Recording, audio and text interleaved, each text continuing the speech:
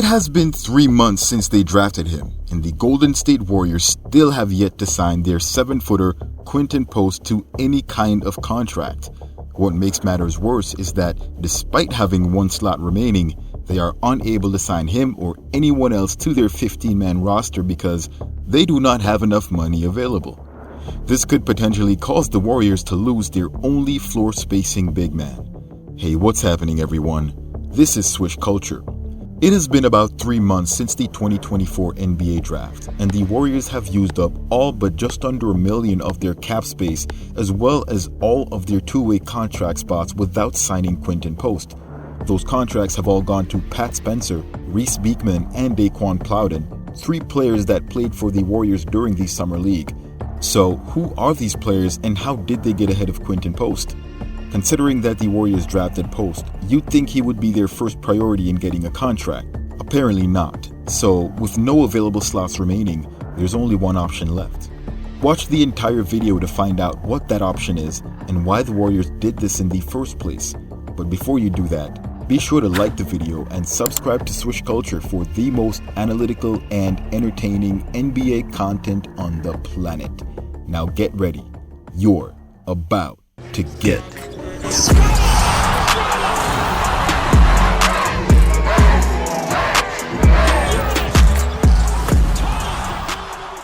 The Warriors are 2 weeks away from their first preseason game, and the future of Quinton Post seems to be up in the air. Now, typically, once a team drafts a player, they hold on to that player's draft rights for a full year. However, for a second-round pick, in order to maintain those rights, that team is supposed to offer the player at least the minimum salary in the 2 weeks before the August 5th deadline, as stated here in the new NBA collective bargaining agreement. That means the Warriors had to have made some kind of offer to Post. Subsequent to that, the team would then have to waive Post, which would allow them to sign him on a 2-way contract before the start of the season.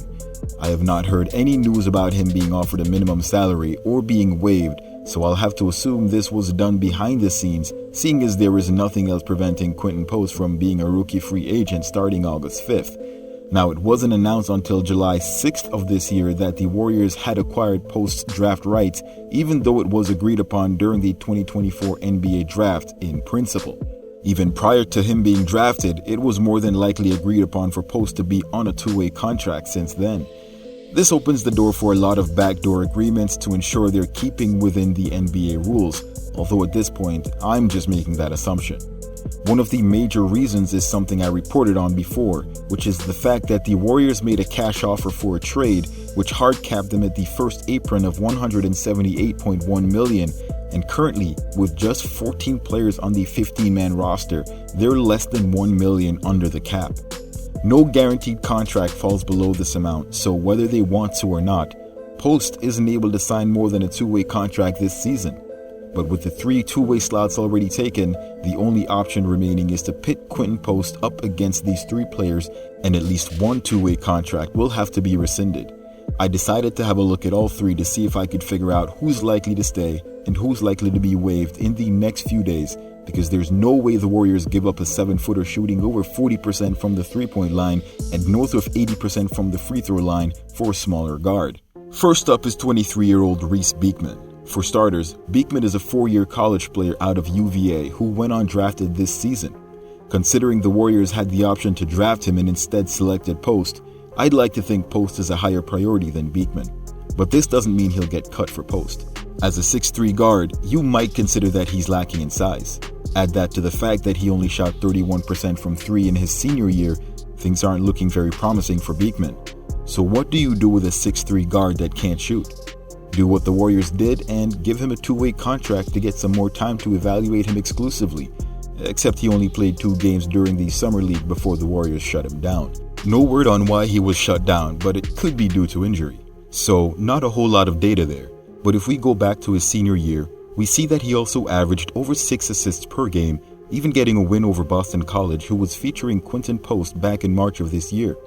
His 2 main attributes are his facilitating and defense, which the Warriors could probably find room for if the team ends up having multiple injuries or guys not being available for any other reason. Due to his specific skill set, Kerr would be able to plug him into the rotation to get the Warriors improved perimeter defense as well as someone with good court vision who can run the floor. While it's possible he could become a better shooter, his free throw percentage has remained in the mid-70s for the duration of his college career, a mark that doesn't signal much shooting upside. Alternatively, the Warriors could choose to hold on to Daquan Plowden, one of the Summer League standout players that came up big against the Miami Heat in the first California Classic matchup. After going 6 of 9 from deep and dropping 26 points in 24 minutes, 26-year-old Plowden, who stands at 6'6", looked like he could provide plenty of backup minutes for the Warriors at the wing. The problem for Plowden, however, seems to stem from a few things, some within his control and others outside. While Plowden was a good rebounder for his size back at Bowling Green State, he never shot it consistently. While his shooting improved dramatically from his freshman season, it only went from well below average at 26% to just slightly below average at 35%. Fast forward to his G League appearances for the New Orleans Pelicans affiliate team, and again he continues to be somewhat inconsistent. His three-point percentage improved to 37%, while his free throw shooting also increased to 86%. A great sign. However, the following year he went to play alongside Mac McClung with the Osceola Magic and improved to 39% shooting from distance, but his free throw shooting took a dive down to 76%, although it was on much lower volume, a factor that coincided with an increase in the number of three-point attempts per game. Plowden isn't that great at finishing around the rim, however he has improved as a knockdown three-point shooter. His best asset would be a player that you stick in the corner to finish on a kickout. He could use some work defensively, and he's a bit of a ball stopper as well. I could see him being used in limited spurts, paired with a pass-first guard or wing that can break down defenses. Lastly, Pat Spencer. You remember the lacrosse-turned-NBA player from a couple of years ago? Yeah, that guy. He's become a staple of the Warriors G League. At 28 years old, he settled into his role as a guard and showed just that in the Summer League, where he averaged almost 15 points, 7 assists, and almost 2 steals. This almost mirrors his G League performance last season, where he played a total of 34 games and averaged 14 points, 4 assists, and 1 steal in over 27 minutes. Unfortunately, he struggled shooting from distance, knocking down just 33% of his three-pointers, something he would need to be consistent with in order to get meaningful playing time. While he improved his defense and free throw shooting, going from 81% his first year to 91% his third year in the G League, Pat hasn't shown much improvement otherwise. If his Summer League stats are to be taken seriously, then he could give Beekman, a 5 years younger player, a run for his money. Considering Beekman's ability to facilitate, his upside compared to Pat's, and the fact that the Warriors weren't able to see much of him in the Summer League, the Warriors might consider letting go of Spencer while holding on to Beekman if it's one or the other. The thing is, they might keep both and let go of Plowden instead, considering the depth chart for the Warriors at the wing position. Plowden would be playing behind Wiggins, Kuminga, Anderson, Moody, and Payton II, while he could come in at the 2. Pods, Moody, Hield, Melton, and Waters III are still ahead of him. A guard like Beekman comes in line behind Steph, Pods, and Melton, which is the same for Spencer. Although he could still provide a scoring punch, this sort of makes Plowden the odd man out just due to the sheer number of players ahead of him. All this is to say that from what I'm seeing, it would be insanity if the Warriors don't let go of one of these players for Post. Post is a far superior and more NBA-ready player, considering he has better size, better shooting, and better defense than any of the players I've discussed here, not to mention a legit deterrent at the basket. The more difficult question would be, however, which player should they move on from? My opinion is that they should move on from Spencer and give the younger guys an opportunity to prove themselves by putting them in position to succeed. Beekman and Plowden would likely play well off each other, and considering Plowden's three-point shooting and size at 6'6", it can't possibly be any worse than what they'd get from Spencer. But you guys are free to draw your own conclusions. Who should the Warriors get rid of in the coming days to make room for Quinton Post? Post your thoughts in the comments below.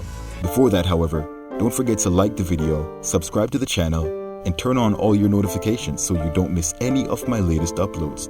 Thanks for watching. Till next time, swish!